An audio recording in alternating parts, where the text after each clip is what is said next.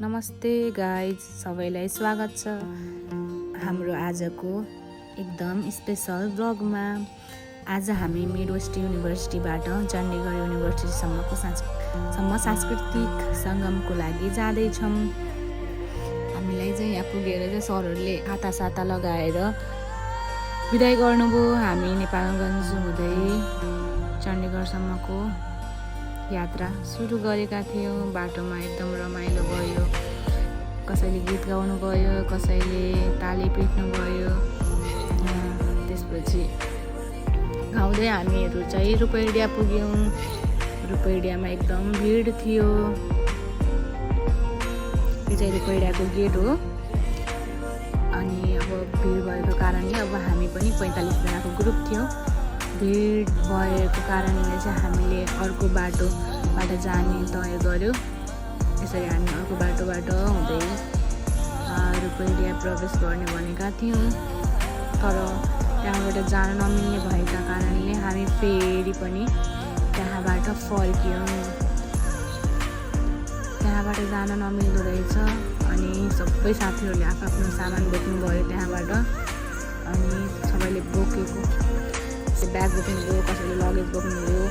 एकअर्कालाई हेल्प गरेर चाहिँ सामानहरू हामीले फेरि गाडीमा लोड गऱ्यौँ।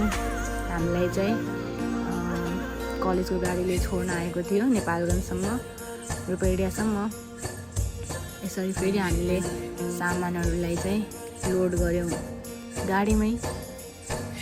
अनि त्यसपछि हामी लाग्यौँ चण्डीगढको यात्रा। सबैजना एक्साइटमेन्ट हुनुहुन्थ्यो, कस्तो होला के होला भनेर। यसरी हामी गयौँ फेरि रूपैडिया नाका हुँदै। इन्डियाको रोडहरू एकदम राम्रो, फराकिलो विकास, रोडमा चाहिँ एकदम विकास भइसकेको रहेछ। फुलहरू पनि बाटोमा एकदम राम्रा राम्रा फुलहरू फुलेका थिए। रोडहरू स्ट्रेट भएको कारणले चाहिँ कसैलाई बमेट पनि भएन, त्यस्तो गाह्रो कसैलाई पनि भएन। रमाइलो भयो यात्रा।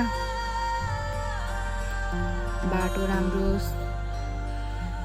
गयौँ, बाटो हुँदै चण्डीगढसम्म।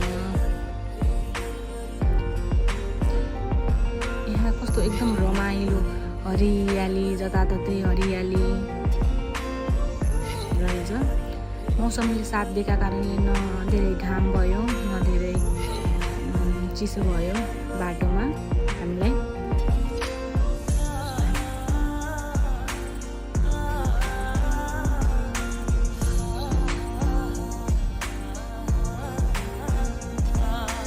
यसरी हामी गयौँ, रोडै गयौँ।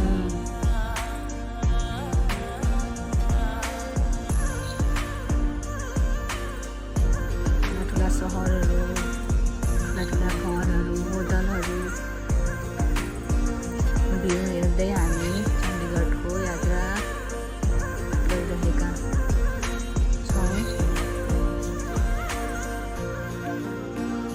मौसम पनि दामी थियो। यो चण्डीगढ सिटी सुरु हुँदै गर्दा चाहिँ मैले धेरै जस्तो हरियालीहरू बढी देखेँ। रुखहरू, ठुला रुखहरू, रोडहरू सफा थियो। ठुला होटलहरू, ठुला मूर्तिहरूमा भगवान्का मूर्तिहरू। यसरी चाहिँ हरियाणा चोकमा पुग्दा चाहिँ त्यहाँ ठुलो शङ्खको मूर्ति थियो। त्यो गेट प्रवेश गरेर चाहिँ हामी अघि लाग्यौँ।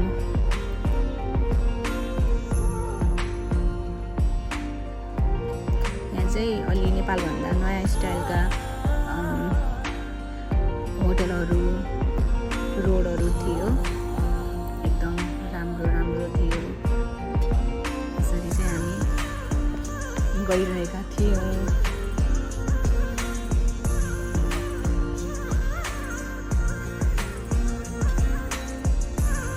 हामी बिहान 11:30 बजे कलेज पुगेर चाहिँ 5 बजेतिर रूपैडिया पुगेर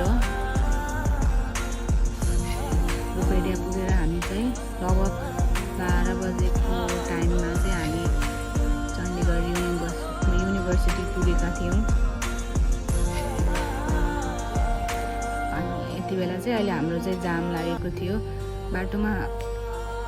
सिटी पुगिसकेपछि चाहिँ अलि धेरै जाम लाग्यो।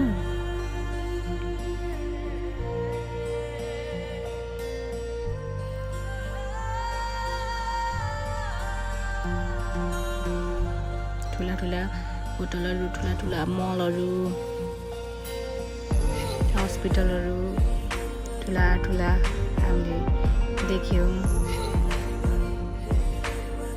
यसरी हामी बाटो हुँदै चण्डीगढ पुग्यौँ। हामीलाई ठुलो यसरी हामी चाहिँ युनिभर्सिटी पुग्न आँटेको थियौँ। हामीले चाहिँ बोर्डमा चाहिँ ठुलो बोर्डमा चाहिँ हार्टेस्ट वेलकम भनेर चाहिँ वेलकम गरिएको थियो। ठुलो ठुलो बिल्डिङहरू र गेटबाट चाहिँ भित्र छिर्यौँ। भित्र विभिन्न थरीका फुलहरू फुलेका थिए, ढकमक्क फुलेका थिए। त्यहाँ पुगेपछि ठुला ठुला बिल्डिङहरू, ठुला ठुला होस्टेल बिल्डिङहरू थिए। हामीलाई चाहिँ त्यहाँका म्यामहरूले, स्टुडेन्टहरूले चाहिँ हामीलाई स्वागत गर्नुभयो। हामी अब होस्टेलतिर लाग्यौँ। होस्टेलको गेटबाट भित्र जाँदा चाहिँ हामीलाई म्यामहरूले, स्टुडेन्टहरूले चाहिँ टिका लगाएर, चन्दन लगाएर, फुलहरूले स्वागत गर्नुभएको थियो। यसरी नै हाम्रो आजको मिनी भ्लग यहीँ समाप्त हुन्छ।